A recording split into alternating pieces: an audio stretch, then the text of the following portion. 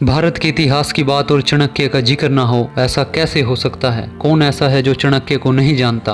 भारतीय इतिहास के प्रभावशाली व्यक्तित्व चाणक्य को भला कैसे भूला जा सकता है। इतिहास में वे अपने कई नाम से दर्ज हैं। कभी वे अपने उग्र स्वभाव के कारण कौटिल्य कहलाए तो कभी विश्वगुप्त नाम से हमें उसका परिचय मिला। राजनीति पर लिखे उनके अर्थशास्त्र नामक ग्रंथ को कोई कैसे भूल सकता है। मगध शासक धनानंद से अपमानित होने के बाद अपने अपमान का बदला लेने के लिए नंदवंश के विनाश की प्रतिज्ञा की, जिसके बाद चाणक्य ने चंद्रगुप्त नाम के बालक को अपने शिष्य बना उसे राजनीति, कूटनीति, अर्थशास्त्र की शिक्षा देकर उसे मगध की राजगद्दी पर बिठा नंदवंश का अंत कराया। चंद्रगुप्त के राजा बनने के बाद चाणक्य उनके प्रधानमंत्री बन चंद्रगुप्त को उचित दिशा निर्देश दिए।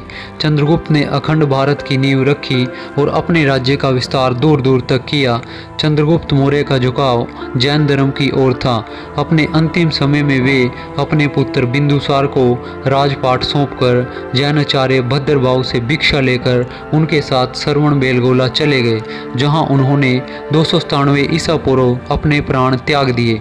इतिहास में हमें चंद्रगुप्त की मृत्यु का पता चलता है। इसके बाद बिंदुसार के राजा बनने के बाद कैसे मगध का विस्तार हुआ, इस बारे में काफ़ी कुछ जानने को सुनने को मिलता है। परंतु इसके बाद चाणक्य कहाँ गए, उनकी मृत्यु कैसे हुई, कहाँ हुई, इस बारे में बहुत से लोग नहीं जान पाए। इतिहास के महान राजनीतिज्ञ के जीवन के अंतिम दिन कहीं न कहीं इतिहास के पन्नों में दबकर रह गए। आचार्य चाणक्य की मौत एक रहस्य है। कई इतिहासकारों में इसको लेकर मतभेद भी है। कुछ शोधकर्ताओं की मृत्यु को लेकर अलग अलग सिद्धांत प्रस्तुत करते हैं। कई कहानियां चाणक्य की मौत को लेकर प्रचलित हैं। आइए एक एक करके उन कहानियों को जानते हैं।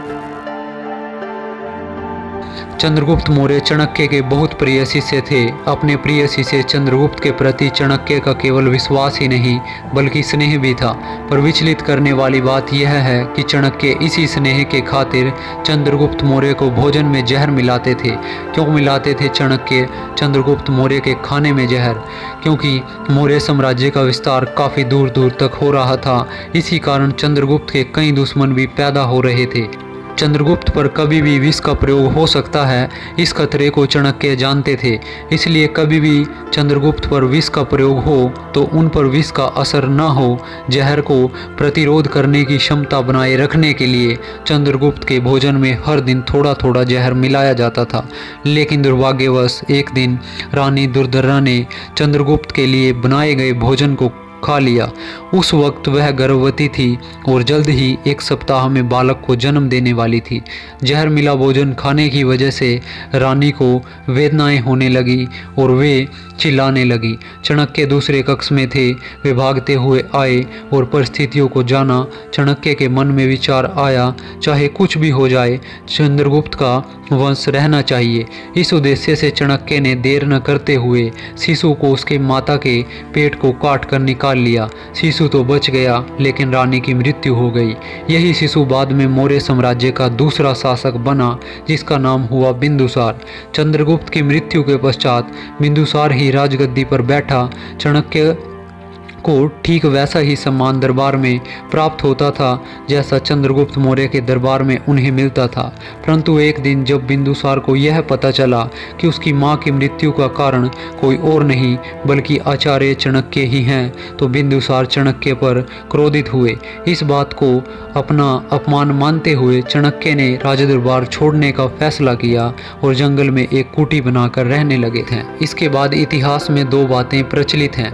पहली यह है कि चाणक्य बीमार हुए, जिसके द्वारा उनके द्वारा खाना पीना छोड़ने की वजह से उन्होंने प्राण त्याग दिए। वहीं कुछ इतिहासकार मानते हैं कि चाणक्य के महल छोड़ने के बाद जिस कुटी में वह रहते थे, षड्यंत्रकारियों द्वारा उस कुटी में आग लगा दी गई, जिसे चाणक्य की जिंदा जलने से ही मौत हो गई।